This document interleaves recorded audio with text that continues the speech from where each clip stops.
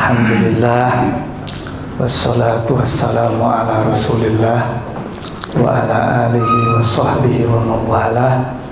Asyhadu an la ilaha illallah wa asyhadu anna muhammadan abduhu wa rasuluh. Allahumma salli wa sallim wa barik ala abdika wa rasulika Muhammadin wa ala alihi wa sahbihi wa tabi'ina ila yaumiddin. Amma ba'd. Ustaz Haji Zainuddin yang besok tanggal 7 ulang tahun. Anak kami juga ulang tahun tanggal 7 Juli.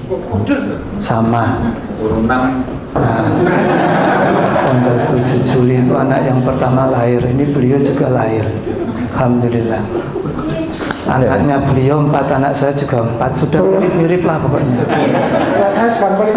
Sudah mirip-mirip pokoknya. Anak saya juga 4. Pak Usi juga 4.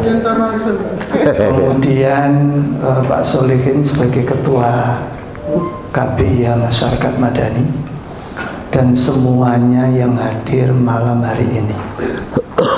Tentu ini spesial karena biasanya kita dari rumah ke rumah, kemudian tidak boleh ada makanan, nggak ada ibu-ibu.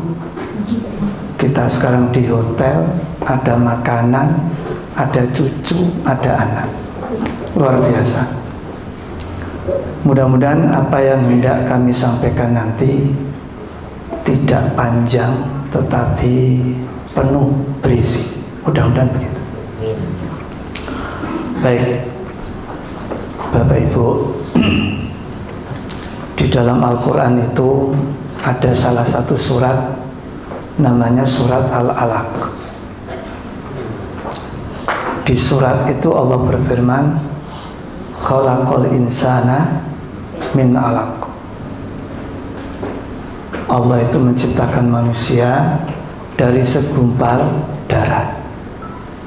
Kalau dalam teori pendidikan nanti itulah yang disebut dengan embrio.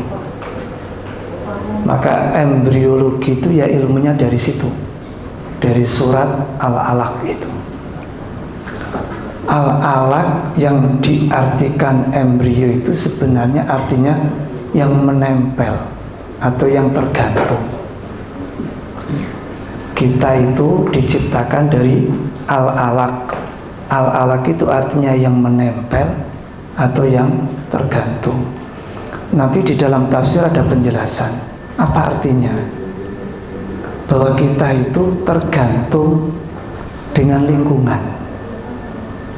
Kita tidak bisa hidup sendiri, tidak bisa individualistik, kita nggak bisa nafsi-nafsi. Kita terikat dengan interaksi. Mau nggak mau, suka nggak suka, kita harus bermuamalah, berhablum minan nas. Nah, dalam teori sosial disebutkan bahwa ketika manusia berinteraksi itu rumusnya hanya 2, mempengaruhi atau dipengaruhi. Cuman itu. Kalau tidak bisa mempengaruhi, pasti dipengaruhi. Nah, tugas kita sebagai seorang muslim mempengaruhi yang baik. Kalau dipengaruhi juga harus yang baik. Ketika kita mempengaruhi berarti kita sedang give. Ketika dipengaruhi berarti kita sedang take and give. Baik take maupun give harus positif, produktif, dan konstruktif. Semuanya harus positif. Nah, Bapak Ibu, untuk bisa menjadi orang baik itu tidak bisa sendiri, butuh lingkungan.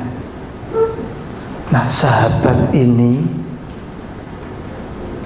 kumpulan sahabat itu adalah upaya kita untuk membentengi diri kita supaya kita yang baik tetap terjaga menjadi orang yang baik. Di dalam Al-Quran itu disebutkan, Allah berfirman, Al-akhillau yawma idin ba'dum li ba'din adu illal muttaqin. Orang yang dulunya di dunia saling berteman, bersahabat, berkawan, besok di akhirat itu saling musuh, kecuali orang yang bertakwa. Semua manusia yang saat ini di dunia terhubung oleh persahabatan, pertemanan, perkawanan, semuanya akan putus kecuali yang bertakwa.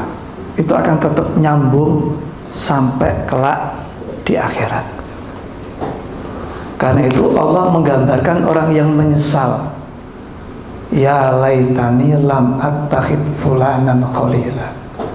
Ya Allah, andai aku dulu tuh gak berteman sama dia, gak ketemu dia, gak bersahabat dengan dia, niscaya aku akan selamat. Nah, Bapak Ibu sekalian, ada salah satu ulama terkemuka namanya Sayyid Tontowi. Sayyid Tontowi itu dulu termasuk anggota Mufti Mesir. Sayyid Tontowi itu.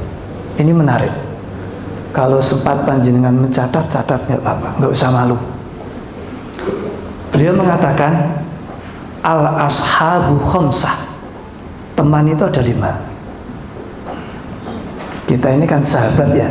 Ya sebetulnya sahabat itu ada 5. Beliau mengatakan yang pertama kal hawa. Ada sahabat itu yang seperti udara.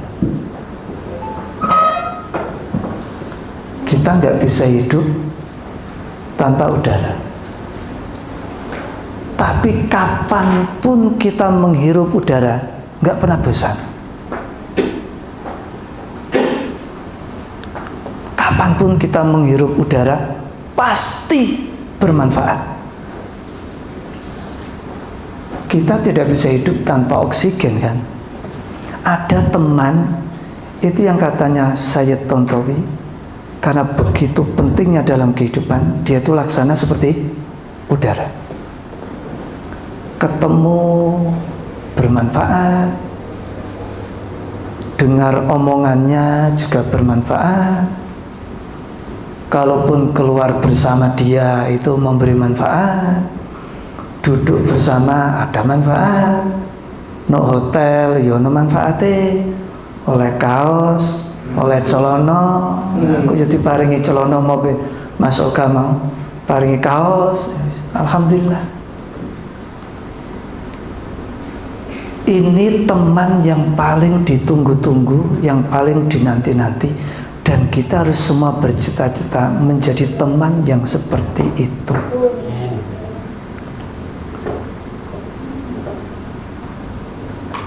Sahabat ini harus seperti itu. Teman laksana udara.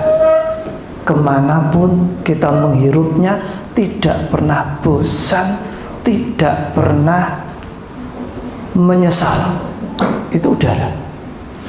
Inilah yang akan kita cari, dan ini pula yang akan kita wujudkan melalui perkumpulan sahabat ini. Apa itu ngaji sahabat? Yaitu yang kita cari. Itu yang pertama. Lalu Tontowi, ada sahabat itu yang diilustrasikan kalau goda seperti makanan. Makanan itu kita harus makan karena tidak bisa hidup tanpa makanan. Minimal kan makan, kalau orang Indonesia kan pakai nasi 3 kali, belum ngemilnya. Seperti itu kita nggak pernah bosan. Tetapi konsekuensinya makan itu terkadang pedesen, kasinen, nek keluwen yo kena gula, kalau lepas kontrol ya darah tinggi. Tapi apakah kemudian makan setelah itu dihindari? Kan tidak. Tetapi semua penyakit yang muncul gara-gara makanan, kita mengakui bukan salah makanannya, salah kita. Itu luar biasa. Kalau tadi yang udara itu lurus betul, Kalau yang kedua ini, kalaupun ada hal-hal dalam perjalanan itu, kita nggak menyalahkan teman. Itu salahku. Iku aku sing keliru janjane kok. Nek dipikir-pikir salahku dhewe kok. Sampai segitunya. Sama dengan makanan. Pedes masuk, manis masuk, asin masuk. Yang penting 200.000 kan itu. Jangan berlebihan. Maka kalau ada penyakit muncul akibat makan, kita yang salah, bukan makanannya. Ada persahabatan itu yang laksana makanan itu. Kita bersyukur kalau masih bertemu dengan orang-orang yang seperti itu. Bersyukur banget. Yang ketiga ini, kada seperti penyakit. Jadi ada sahabat itu yang seperti virus. Petuk yang gateli, krungu omongane yo nyebeli, nek iso ngono gak ngawasi. Apalah semua yang muncul pikiran-pikiran elek, engko omongan ya omongan elek. Penilaian ya penilaian elek, suudzon dan macam ragamnya. Isinya itu negatif, destruktif semua. Itu muncul semua. Itu namanya teman penyakit. Pak Qasim kok mantuk-mantuk itu masih apa? Enggak yang pertama Pak Qasim? Hawa. Nopo maknanya Pak Qasim? Udara. Nomor kali pun nopo Pak Qasim? Makanan. Nomor 3 penyakit Pak Qasim. Alhamdulillah. Jadi ada manusia itu manusia, sahabat itu sahabat penyakit. Jangan sampai ada dalam kehidupan kita. Kalaupun kita menjadi sahabat, jangan sampai kita menjadi sahabat penyakit. Munculnya ngaji sahabat ngaji ini tidak boleh ada sahabat penyakit, nggak boleh. Kalau ingin panjang umur, jangan pernah ada itu. Kemudian yang keempat disebut kalkhomri. Kalkhomri itu seperti khamr. Seperti khamr. Khamr itu nikmat. Dijak no di isine kepenak kabeh. Tetapi membuat lupa, membuat lalai. Pak Karsiman, tadi saya masuk kamar itu, umiknya saya beritahu, perjalanan hari ini luar biasa nih. Lah kok luar biasa? Lah piye murotal. Rano kuwi nek kejaba dik mau. Murotal. Senajan to jek ana musik nang nguri jek ana ya nan. Murotal. Terus pengajian teman kita dari pundi Pak Qasim? Pak Sepat. Terus Ustadz Najih dibaleni ping pindho.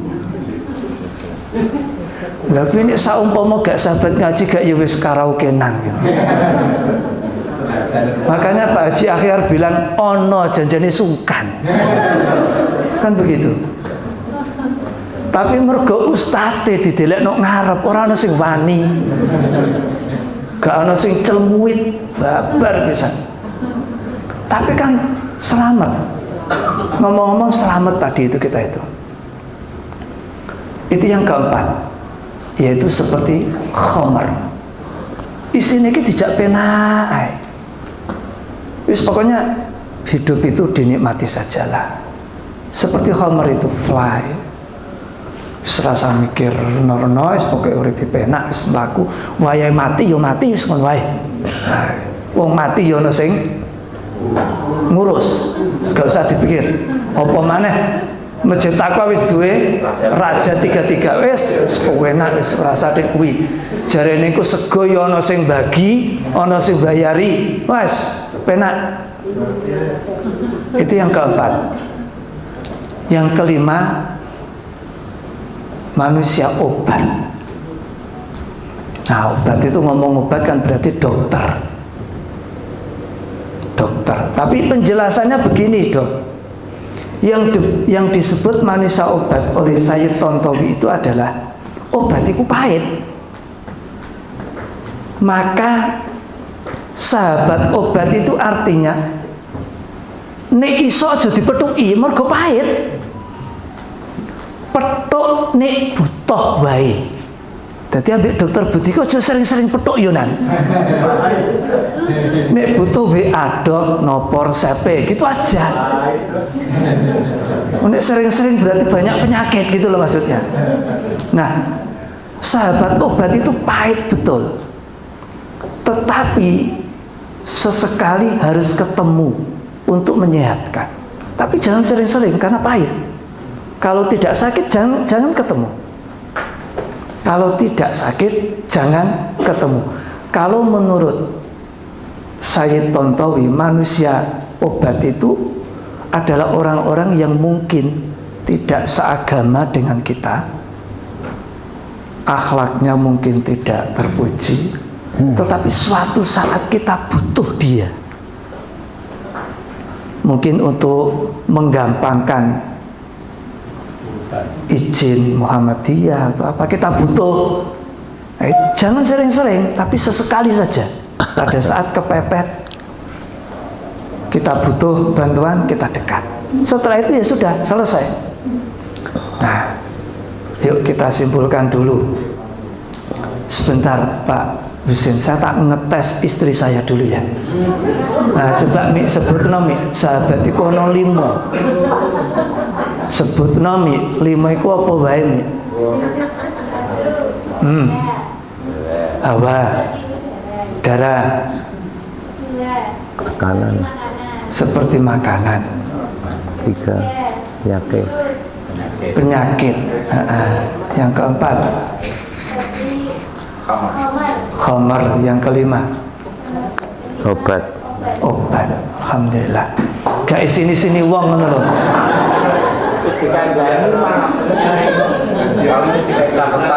Iya. Boten Pak Kosim. Dikai kerpean. Boten bocorane niku asli.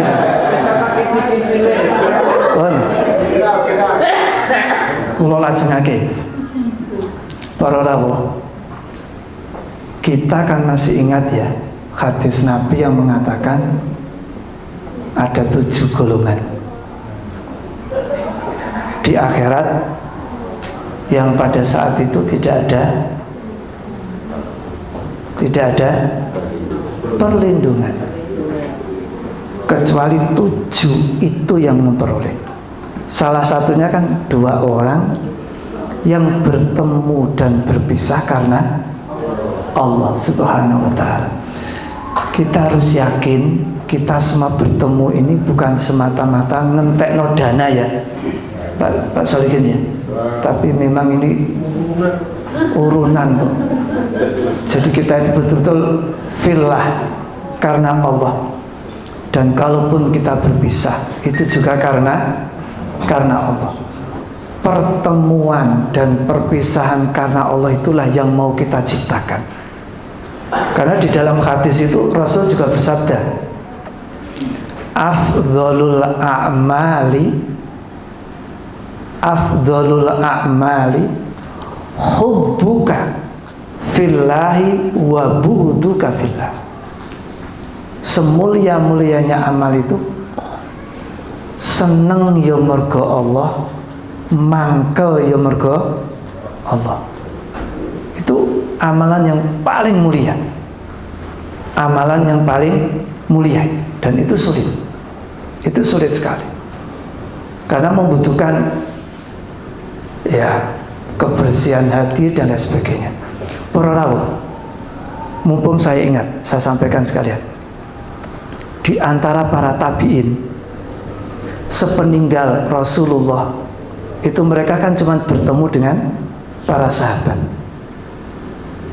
Mereka itu punya cara untuk menerapi imannya.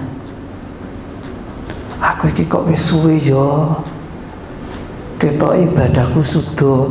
Itu ketika itu dia cari temannya yang lebih soleh. Duduk begitu saja, itu sudah sadar dia. Sebatas itu untuk menerapi imannya itu.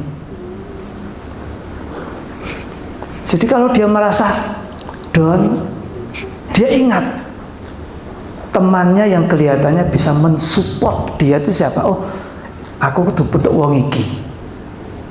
Mergo nek pedhok wong iki mesti aku krungu omongan sing apik, nasihat sing apik. Pulang itu langsung semangat lagi. Sampai segitunya para tabiin itu. Nah, pertemuan ngaji sahabat itu kan sebulan sekali tuh Bu Husain. Ini ono ibu-ibu gak ngijini ki ayo kebacut toh. Mulane Bu Juwarno kaji Juwarno iku dilos wae Bu. Aja digendoli Bu, mergo wis panitia raja 33 iku mau persiapan kudu wis kudu. Nah ini apalagi baru diangkat menjadi nopo Ustaz? Bendahara takmir, Ustaz khutbah gak dikai amplop kan wis dosa gede iki. Iki kaji Juwarno iki wah bahaya iki. Nah itu. Jadi kita itu tujuannya ke sana. Menciptakan teman sahabat yang ya dunia dan akhirat. Ustaz Zainuddin, kalau di dalam bahasa Arab itu teman itu kan banyak ya bahasa Arabnya. Ada zamilun teman, Qarib, rafiqun teman, sohibun teman, sodik itu yang kita sering dengar di tanah suci itu artinya teman.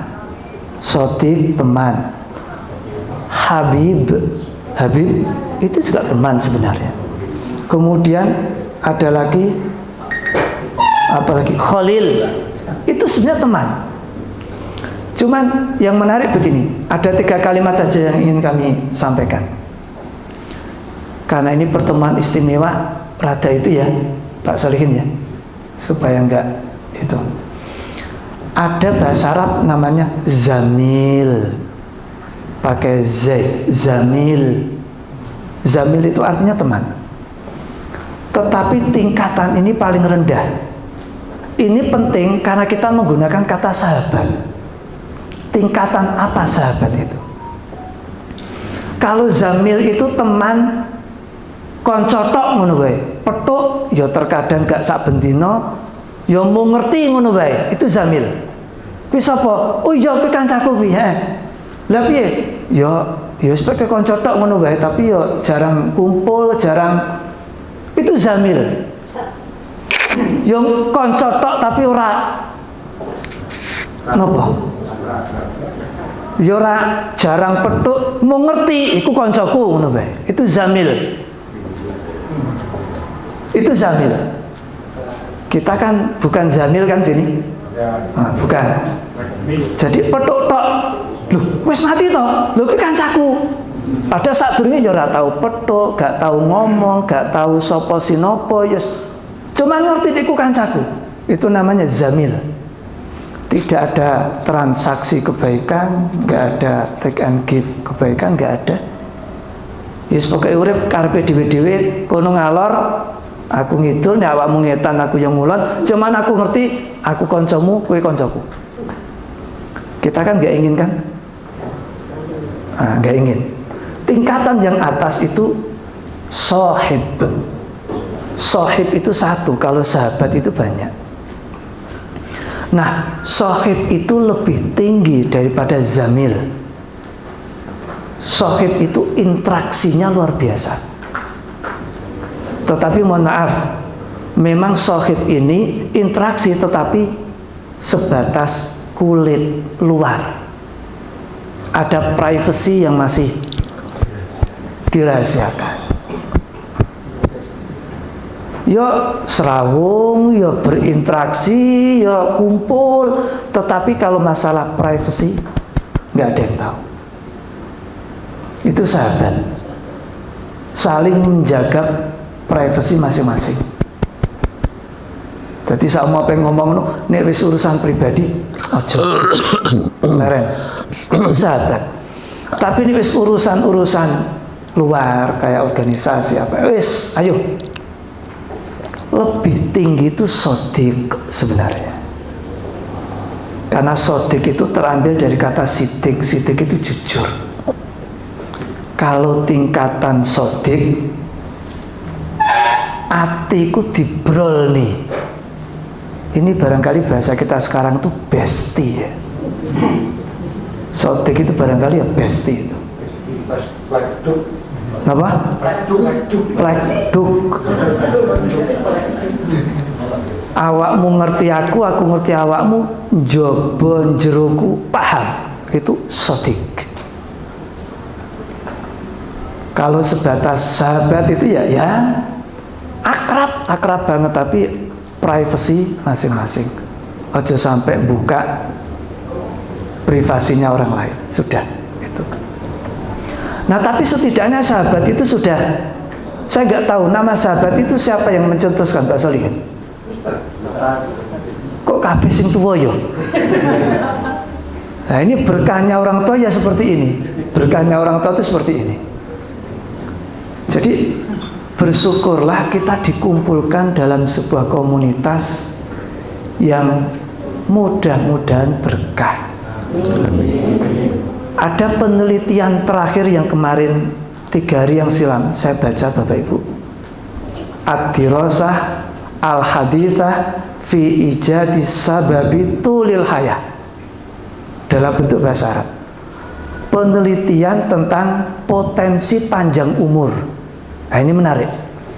Disebutkan di situ siapa yang punya teman di mana dia bisa sharing pendapat secara nyaman, 50% berpotensi lebih umur panjang daripada yang tidak punya teman. Sebenarnya tanpa ada penelitian ini kan kita sudah beriman, Pak Solihin.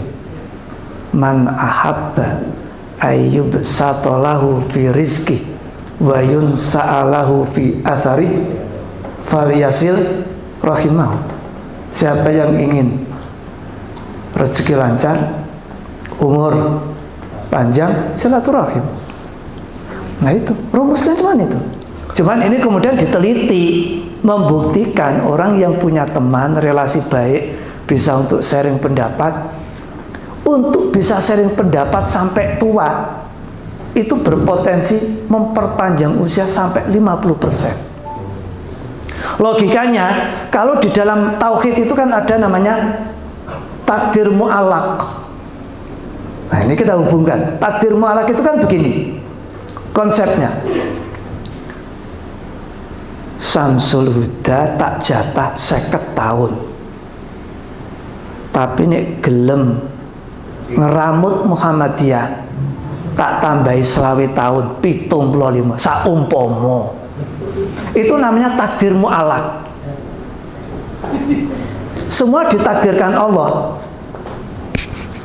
Jadi ini gelem ngeramut Muhammadiyah sing mestine swidak wis tak gawe 80. Loh, itu namanya takdir mu'allaq. Kita pingin nggak seperti itu? Nah, sudah ada contohnya. Beliau sudah 80. Di Masjid Taqwa itu ada 86. Betul saya? Iya. 86. Tapi rumahnya biasa. di belakang pajak. Itu 86. Naik turun masjid masih. Pandangan masih cerah. Pendengaran juga masih bagus. 86 tahun. Pak Munib. Pak Munib. Terus bawahnya lagi saya sinten? Pensiunan Telkom 84 atau 5 itu. Pensiunan. Pak Wardi. Pak Wardi. Berapa sih itu sen? 83. Oh 83 loh coba. 86 kita punya, 83 punya, 80 punya. Mudah-mudahan beliau-beliau yang sepuh ini kemudian mendoakan kita semua agar kita juga panjang umur, sehat walafiat. Amin, amin, amin. Matur sebanung para rawuh mekaten mugi-mugi sedaya kemawon. Malam ini sampai besok yang kita akan lewati semuanya menjadi spirit agar kita lebih semangat dalam mengabdikan diri di amal usaha Muhammadiyah ini. Makatan matur sembah nyuwun agunging samudra pangsami, mudah-mudahan berguna. Assalamualaikum warahmatullahi wabarakatuh. Waalaikumsalam warahmatullahi wabarakatuh. Assalamualaikum warahmatullahi wabarakatuh.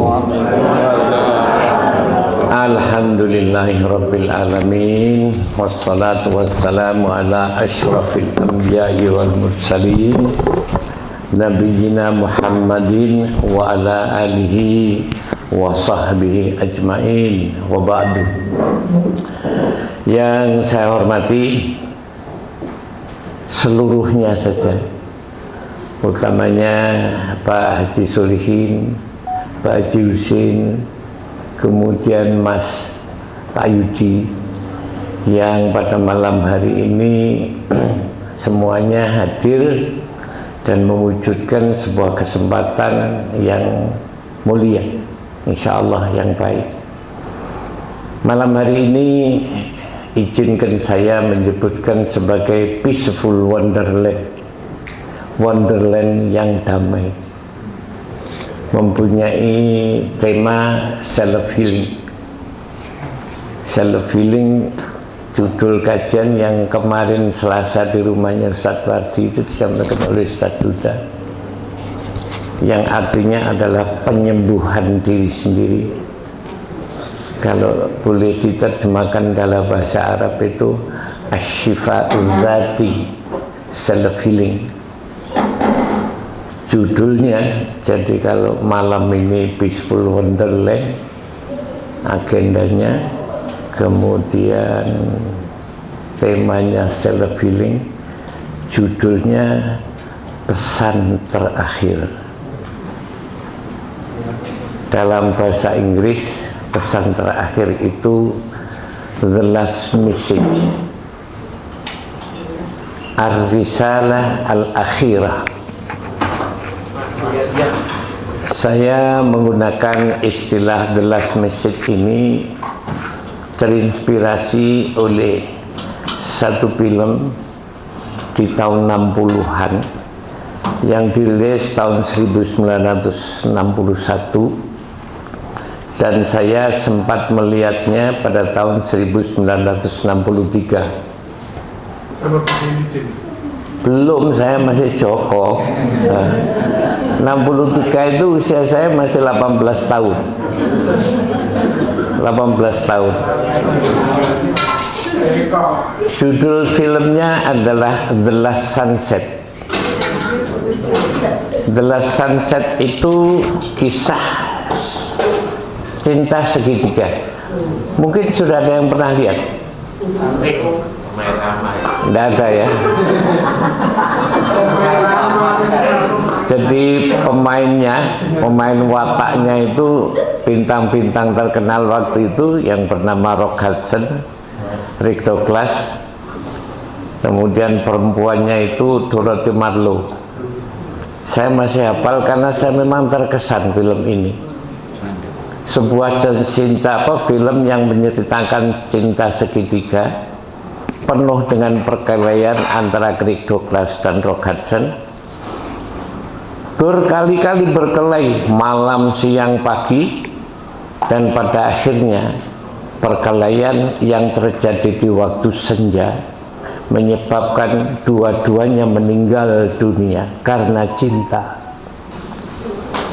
Maka film itu disebut dengan The Last Sunset, artinya matahari terbenam terakhir yang dia atau mereka berdua saksikan. Mudah-mudahan apa yang saya bawakan ini nanti ada sedikit manfaat. Judulnya memang terinspirasi oleh film itu. Dulu kalau orang-orang muda tidak bisa cerita film, ketinggalan zaman, dianggap orang jadul. Kalau sekarang sudah tidak ada masalah. Jadi orang-orang yang saya sebutkan tadi itu mempunyai kelas dan selevel serta sezamannya dengan Marilyn Monroe, Elizabeth Taylor, Ya, Elizabeth Taylor itu yang menjadi Cleopatra dalam film Mesir itu, Elizabeth Taylor. Bapak-bapak dan saudara-saudara yang saya hormati, malam hari ini saya menggunakan judul pesan terakhir. Itu terinspirasi dari sebuah talk show, sebuah wawancara yang saya saksikan pada 1 bulan yang lalu, yaitu pada tanggal 8 Juni 2024. Kebetulan saya menyaksikan televisi CNBC, Consumer News and Business Channel, televisi Amerika. Di situ ada wawancara, dan yang diwawancarai itu adalah seorang onkologi. Ini ahlinya Pak, yang ahli ini Pak Dahlar ini, onkologi sama Dokter Budi. Namanya Siddhartha Mukherjee. Dari melihat namanya saja ini sudah berdarah India. Tapi dia tinggal di New York. Dia adalah seorang onkologi, seorang yang ahli onkologi.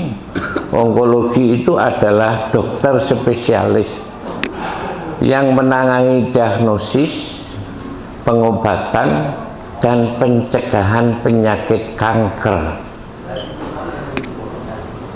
Beliau atau Siddhartha ini banyak menghadapi orang-orang yang berpenyakit kanker di detik-detik terakhir. Itulah sebabnya judulnya saya sebut dengan pesan terakhir dari orang-orang yang menderita penyakit kanker. Sebetulnya apa pesan-pesan mereka terakhir? Ternyata Bapak Ibu yang saya hormati, pesan terakhir yang paling beliau kutip, paling penting, kata Siddhartha itu, pertama, kepada si pewawancara dia ngomong, bayangkan hari ini adalah hari terakhir Anda hidup. Lalu tanyakan kepada diri sendiri, apa hal yang paling Anda sesali dan ingin Anda perbaiki bila diberikan kesempatan kedua? Mari kita merenung sebentar. Nanti kira-kira jam 9 mungkin salah satu dari kita dipanggil oleh Allah, kita tidak tahu. Tapi Siddhartha memberitahu, coba bayangkan bahwasanya hari ini adalah hari terakhir Anda hidup. Tanyakan kepada diri sendiri apa hal yang paling Anda sesali, satu, dan yang kedua apa yang ingin Anda perbaiki bila diberi kesempatan kedua. Sebetulnya saya pikir judul ini melihat awal-awalnya saya sudah merasa berat. Saya mau pindah channel sebetulnya. Waktu itu malam sudah jam 9:30 talk show-nya itu. Bengi-bengi kok. Tidak ngomong urusan mati. Mulai tadi urusannya mau tamati. Tapi memang ingat mati itu perlu. Ingat mati itu perlu. Tapi saya pikir-pikir, mengapa saya harus pindah channel? Saya teruskan, saya ikuti wawancara itu.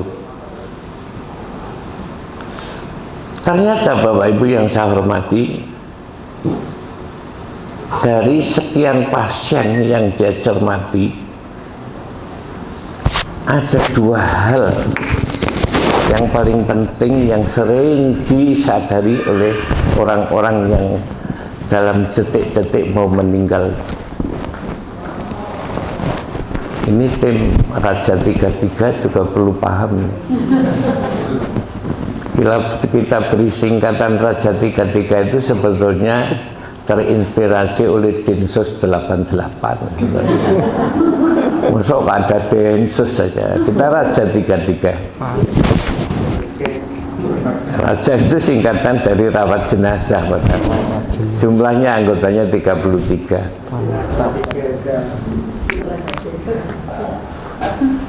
Kata Siddhartha, di akhir hidupnya seseorang itu cenderung memikirkan hal-hal yang mereka harap dapat mereka ubah. Artinya di sini ada penyesalan. Jadi yang paling banyak, khususnya penderita kanker, memikirkan hal-hal yang mereka harap dapat mereka ubah. Apa? Ini artinya ada penyesalan.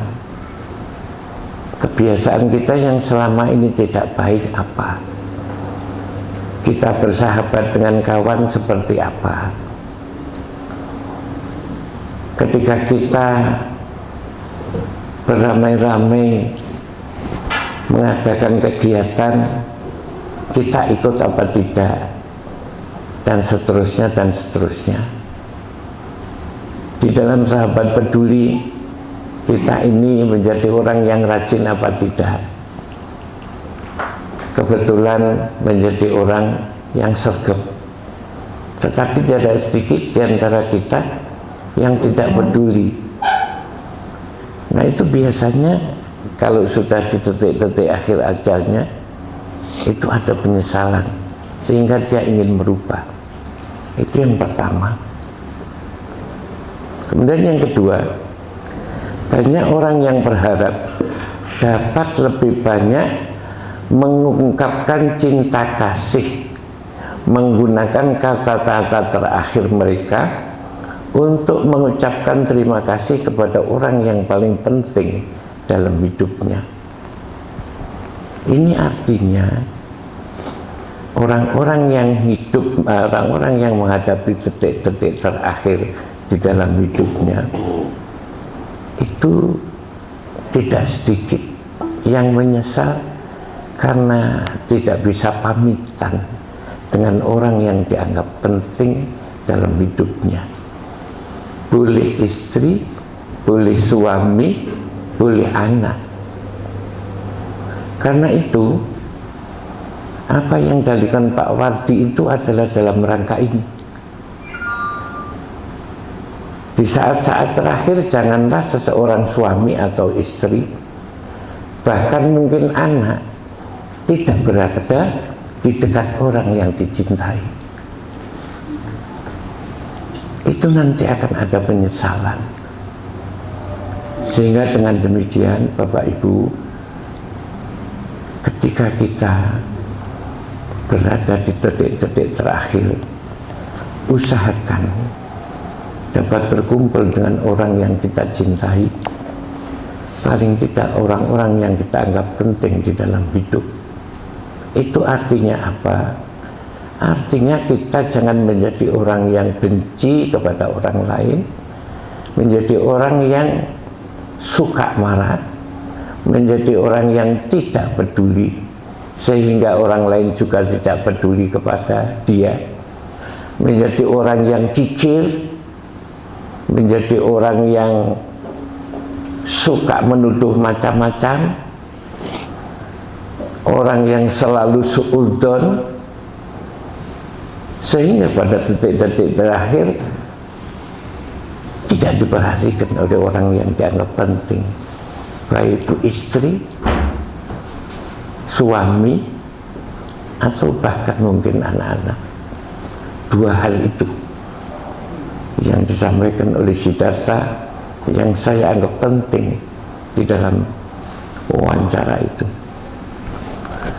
Tetapi setelah itu, kira-kira 1 minggu setelahnya, saya juga membaca sebuah cover belakang buku yang sampai sekarang saya juga belum sempat beli.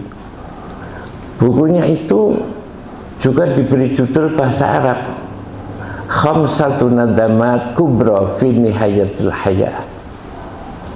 Dalam bahasa Inggrisnya tertulis The Top 5 Regret of the Dying, yang kalau kita terjemahkan dalam bahasa Indonesia, 5 penyesalan terbesar di di akhir hidup. Mohon maaf, saya minum.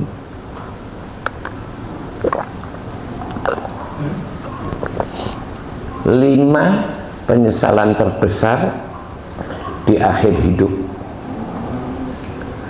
Buku The Top Five Regret of the Dying ini adalah sebuah buku dalam catatan itu yang ditulis oleh Bronnie Ware, seorang perawat. Pak Dahar ini juga seorang perawat dan sudah doktor. Tapi orang ini, Bronnie Ware ini, khusus dalam perawatan paliatif dan dia berkebangsaan Australia. Perawatan paliatif itu adalah perawatan yang tidak hanya fokus pada pengobatan penyakit secara fisik, tetapi juga mencakup aspek psikologi, sosial, dan spiritual.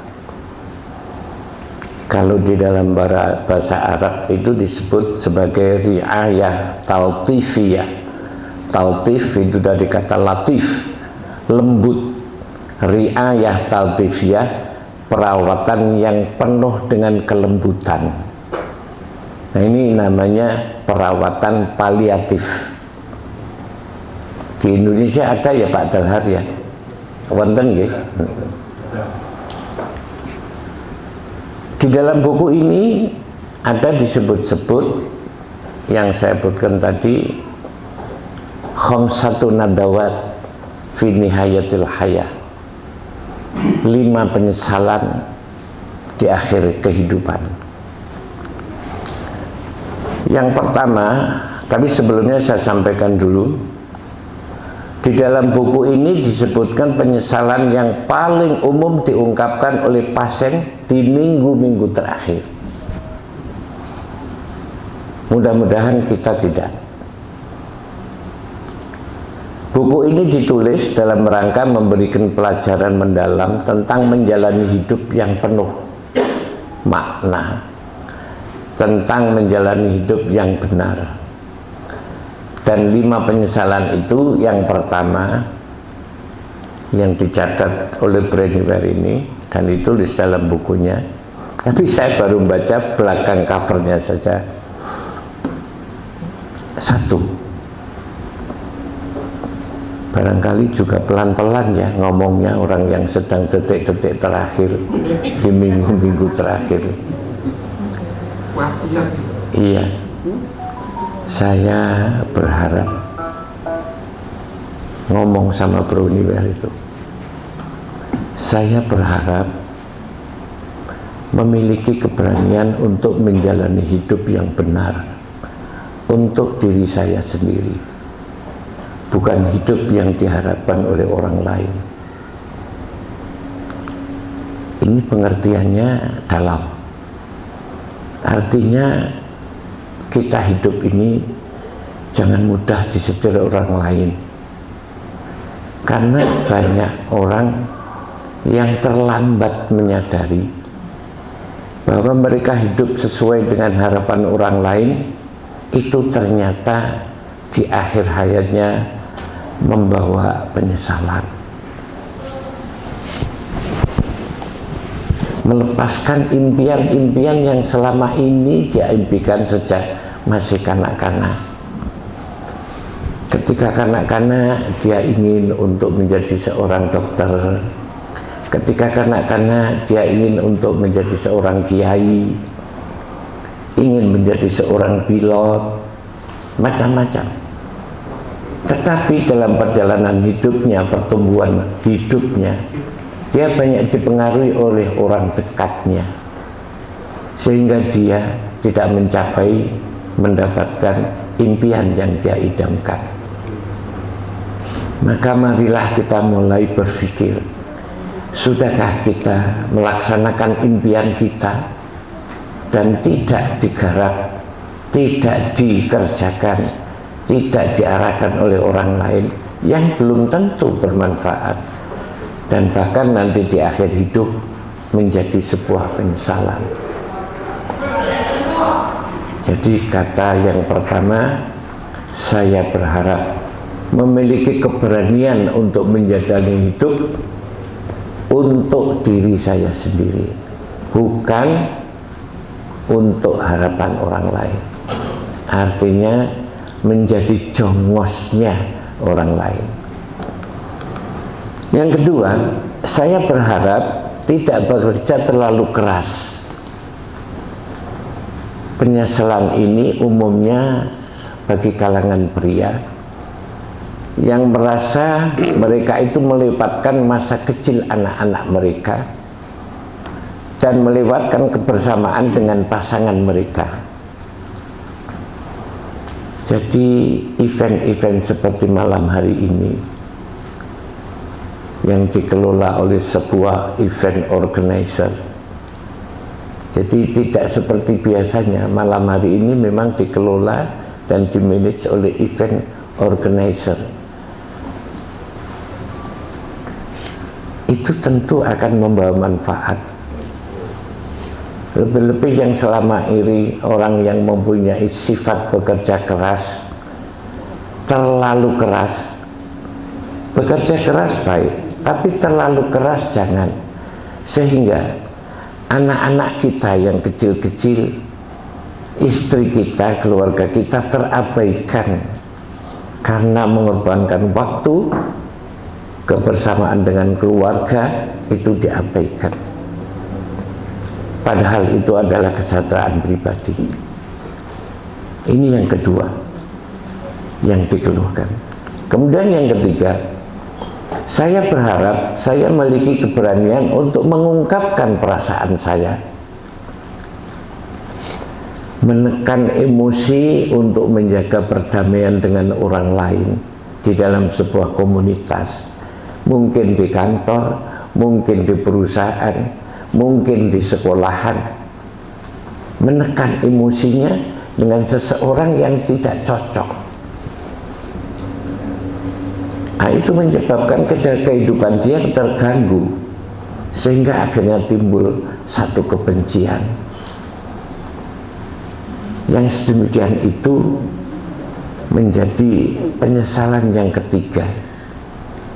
Sebaiknya kita membangun komunikasi yang terbuka dan jujur. Ngantuk mesti itu.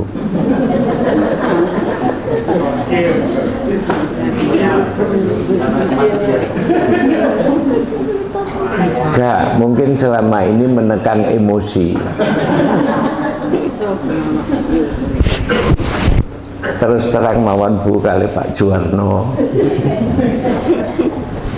Jadi menekan emosi semata-mata untuk supaya tidak terjadi perkelahian. Selalu damai.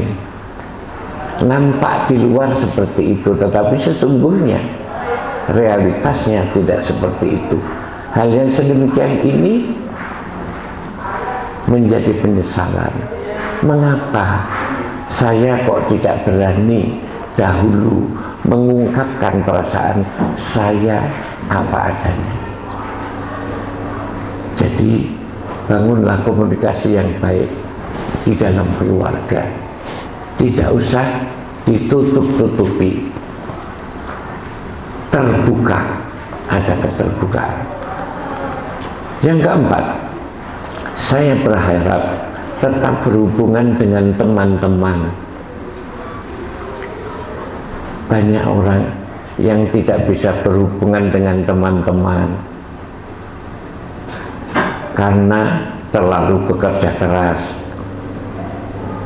tidak memberikan cukup waktu kepada teman-temannya untuk berkumpul seperti ini. Ini sebetulnya penting. Mempertahankan hubungan dekat dengan kawan-kawan ini penting. Insya Allah kalau nanti salah seorang di antara kita mungkin kesusahan, ada yang keluarga meninggal dunia, karena kita bersahabat, dalam sahabat peduli, kita sudah punya apa yang disebut dengan perawatan jenazah. Jadi di waktu sehat kita juga merawat diri kita masing-masing dengan berkumpul seperti ini, berteman, bersahabat. Kita sebut dengan sahabat peduli. Itu sebetulnya sesungguhnya jangan sampai nanti kita menyesal tidak mampu menjaga hubungan dengan teman-teman. Penting. Jadi banyak orang yang menyesal tidak memberikan cukup waktu kepada teman-teman mereka, kehilangan kontak seiring berjalannya waktu. Bapak Ibu, kesadaran itu sebetulnya sudah saya rasakan sejak tahun 1998. Sejak itu kami mengadakan silaturahim dari tahun ke tahun, baik itu di Jogja, di Batu sini, di Bali, di Lombok, di Makassar, di Bandung, di Sumeneb, Jakarta, sampai semula kawan yang berjumpa dengan kita 128 orang yang satu periode dengan saya. Sekarang ini tinggal 27. Itu pun yang 12 itu sudah sulit diajak karena berada di luar Jawa, sehingga tinggal 15 itu yang 8 sudah sakit-sakitan. Yang 8 pasang ring. Ya, kita mendengar berita tambah pasang ring lagi 1, tambah pasang ring lagi 2, 15 yang 8 sudah sakit-sakitan, tinggal 7 tidak pede. Jadi kalau mau datang reuni itu kalau tidak ditemani oleh anaknya atau saudaranya, sahabatnya, bahkan oleh istrinya, tidak berani datang. 7. Jadi kesadaran untuk bersilaturahim seperti itu penting. Barangkali tentu semuanya ini atas izin Allah, atas kehendak Allah. Ketika saya banyak bertemu dengan sahabat-sahabat di silaturahim, dilalah diceritani tentang penyakitnya. Iya, diceritani tentang penyakitnya. Ya memang kalau sudah usia-usia segitu, itu mestilah ramu apa, punya simpenan sakit apa. Ya, kemudian diceritakan, nah selama ini pengobatannya apa, dia cerita. Nah itu akhirnya saya pakai pengalaman dia itu. Jadi kalau lagi begini, saya harus begini. Termasuk diantaranya yang disebutkan kalau sedang tidur, itu terjadi di malam hari, bangun itu jangan langsung berdiri, tapi 3 menit, 3 detik apa 1 menit ya, 1 menit 3 kali bangun, 1 menit diam dulu di atas tempat tidur, 1 menit duduk, baru 1 menit berdiri. Kemudian yang tidak kalah penting yang disampaikan itu adalah kalau dimarahi istri. Iya. Iya. Jadi kalau lagi kumpul kawan-kawan yang sahabat pria, itu ceritanya soal istri yang makin tua makin rewel.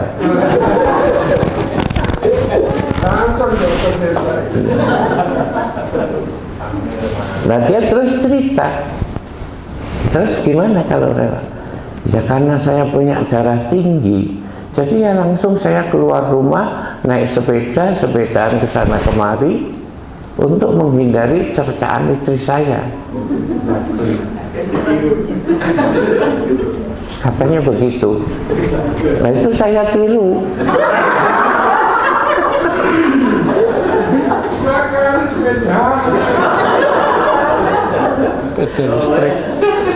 Maka saya gowes terus. Tapi alhamdulillah Bu Zainuddin itu ngomelnya itu kan tidak anulah. Ya karena saya yang salah. Itu masalahnya. Karena saya yang salah. Ya. Jadi diomeli itu sudah betul. Menurut saya begitu. Jadi berharap saya tetap berhubungan dengan teman-teman seperti ini itu perlu. Sehingga kita ini nanti bisa ya paling tidak menghibur diri, bertukar pikiran tentang kesehatan. Ya, kalau dengan dokter sudah barang tentu. Ya, dengan dokter sudah barang tentu. Tapi dengan kawan-kawan itu tidak kalah pentingnya. Termasuk 2011 saya terkena gangguan jantung. Oleh dokter jantung disuruh pasang ring. Saya tidak mau. Karena ada kawan saya yang dari Palembang. Itu sudah dipasang ring, tidak ada anunya, tidak ada hasilnya. Ya tentu tidak seluruhnya. Termasuk Pak Winar itu. Pak Winar tidak ikut. Tapi saya 2011 itu sudah disarankan pasang ring. Waktu itu sudah ada. Sekarang 2024, 13 tahun yang lalu. Tapi saya tidak mau. Karena ada kawan yang menasihati itu. Bapaknya dia sendiri dipasang ring. Itu 3 hari berikutnya malah meninggal. Nah itu saya beruntung. Ya. Ya mungkin ring seker ya.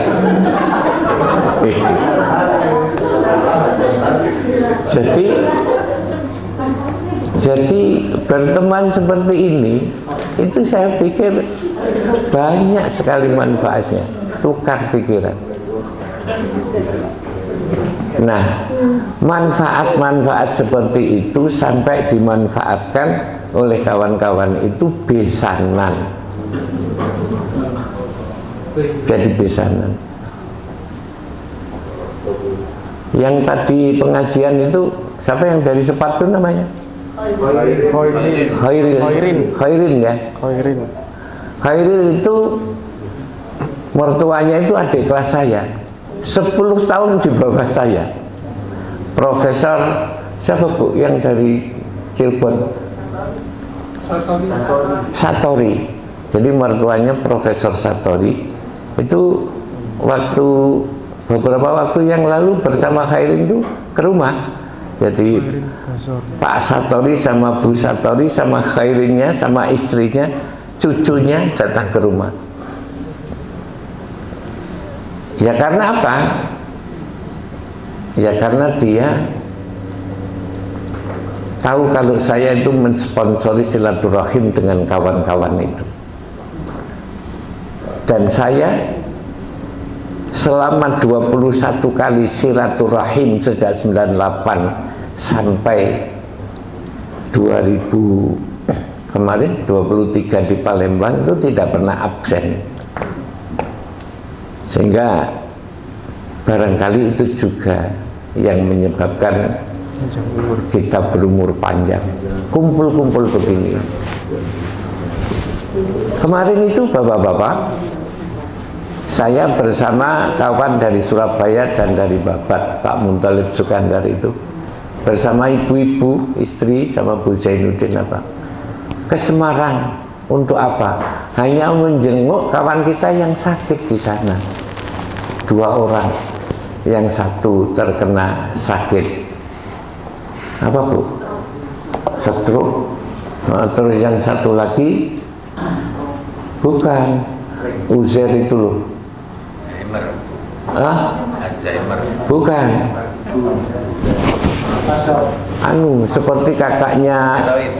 Seperti kakaknya Ainun Najib itu apa? Getah bening. Kelenjar getah bening. Kelenjar getah bening. Jadi hari-hari ini di sisa-sisa umur saya ini, daripada saya ditilii, dibesuk, lebih baik membesuk. Dan punya uang. Ya punya uang ya. Jadi ini ada dua rencana besuk, yang satu itu di Gresik, di Gumeno, yang satu itu di Malang. Jadi kawan di Malang itu kawan aslinya Palembang. Waktu reuni di Palembang itu memberi hadiah baju saya. Lah kok pulang dari Turki dengan umroh,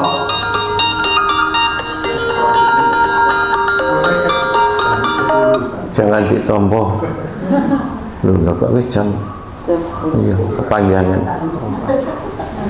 Soal teman saya kira cukup. Yang terakhir, saya berharap saya mengizinkan diri saya untuk lebih bahagia. Artinya di hari-hari terakhirnya dia sadar bahwa selama ini hidupnya tidak bahagia. Banyak yang tidak menyadari sampai akhir hidupnya itu kebahagiaan itu sebetulnya adalah pilihan. Hidup ini kan butuhnya bahagia. Mereka sering terjebak dalam pola kebiasaan lama, tidak sepenuhnya merangkul kebahagiaan dengan kepuasan. Kebiasaan lama yang jelek-jelek selama ini insya Allah kita tidak punya, tapi boleh juga ada. Ya, kebiasaan lama yang jelek, buang-buang waktu. Mancing itu sebetulnya baik. Lah tapi gurami bakar ini saiki golekane gampangnya ngono. Lah tapi mancing itu hobi katanya. Ya, saya kira itu buang-buang waktu. Itu nanti bisa menyesal juga, termasuk sekat.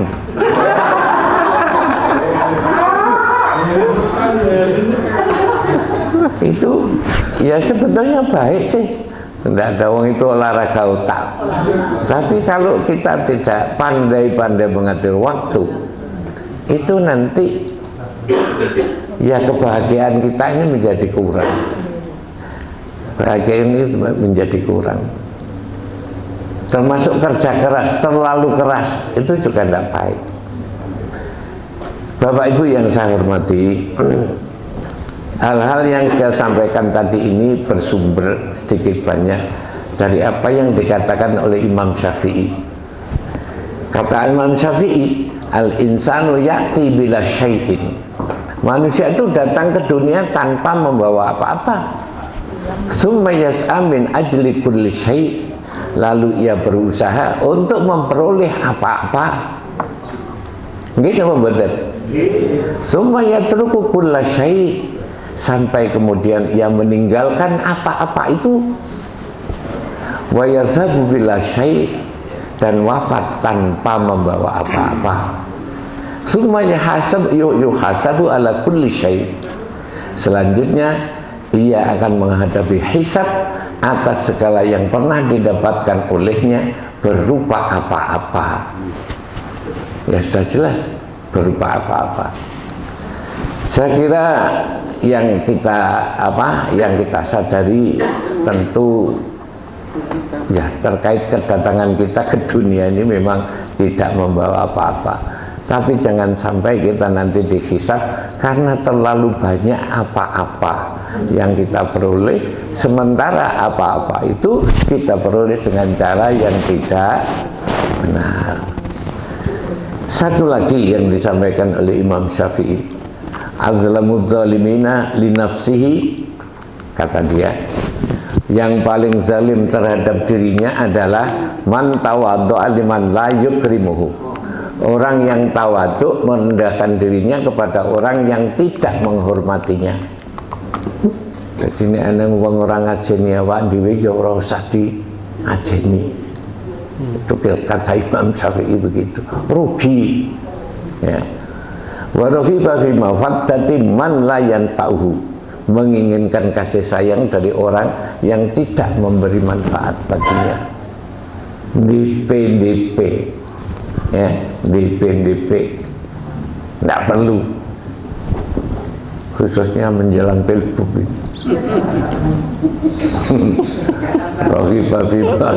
Gimana Gus?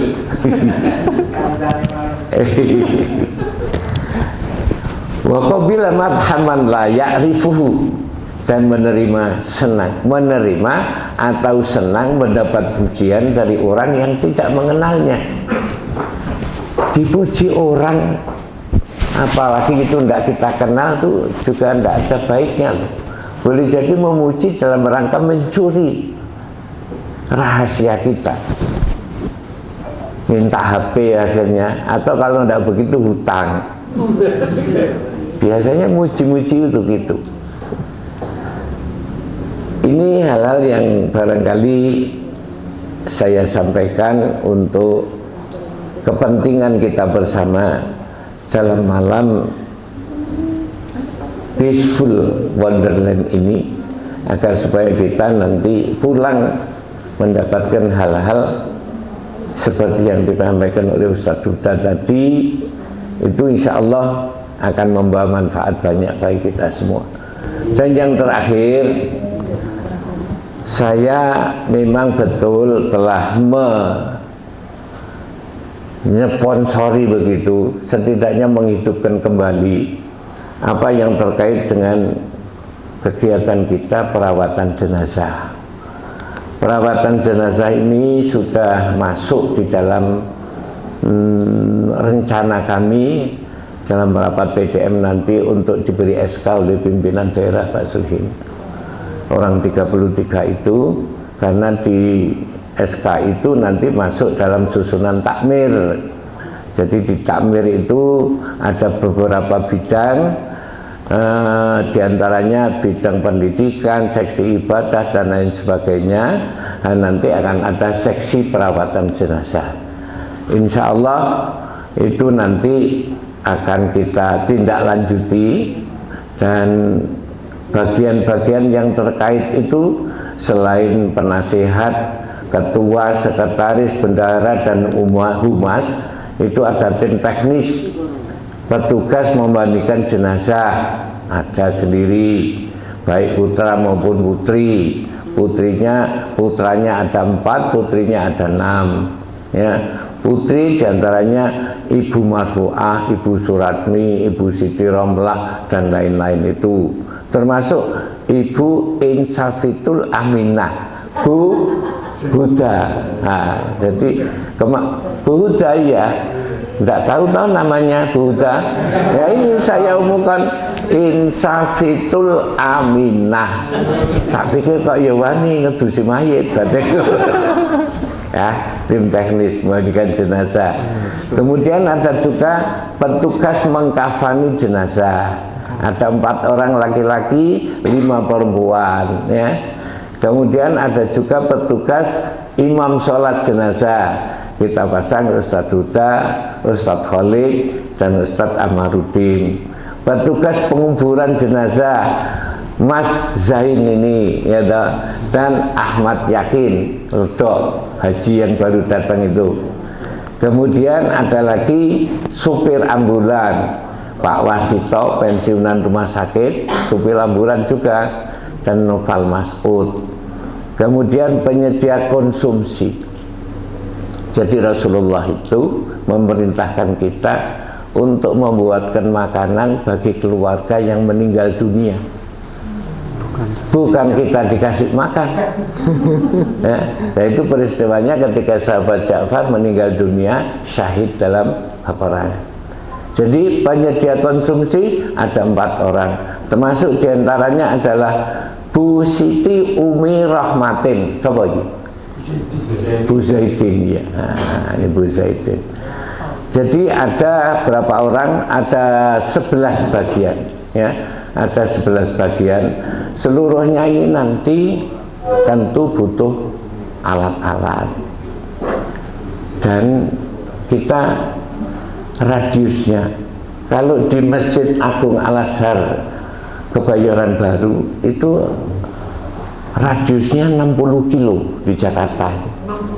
60 kilo. Setiap orang yang minta untuk dilayani perawatan jenazahnya itu mengiur 1 bulan 35.000.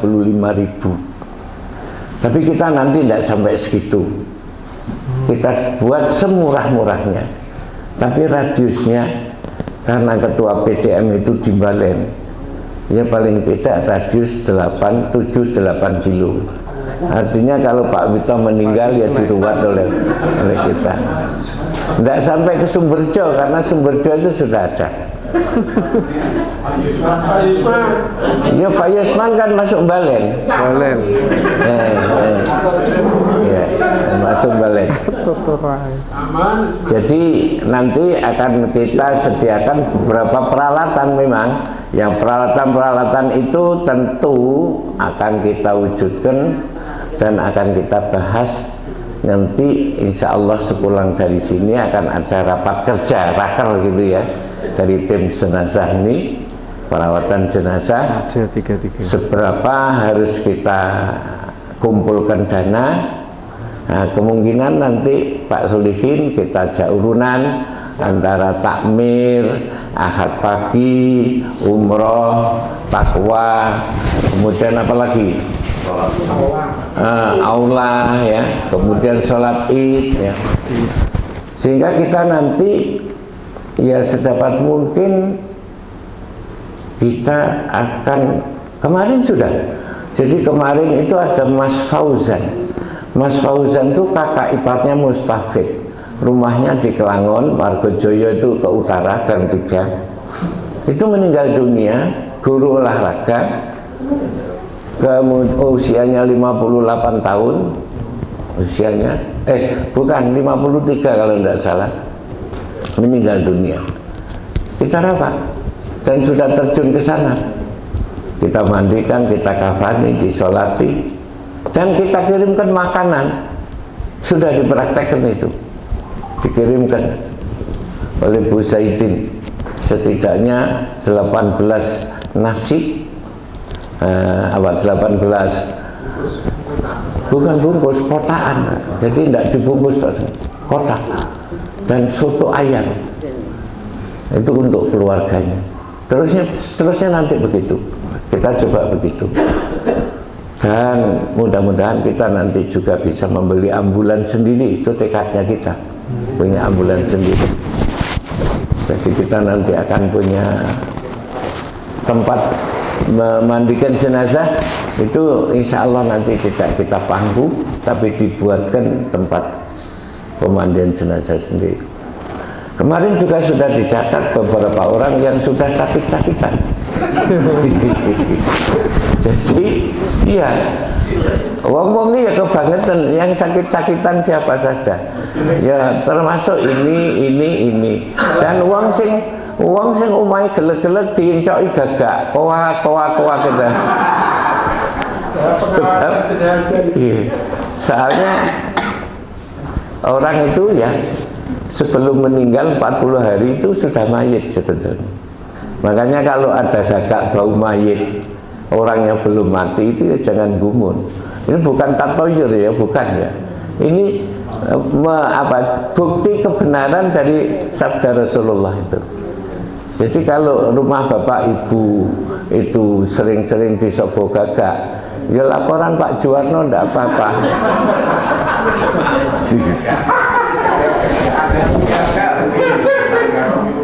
Sudah jam 10 kurang 5 menit, mohon maaf saya terlalu lama panjang ngomong-ngomong.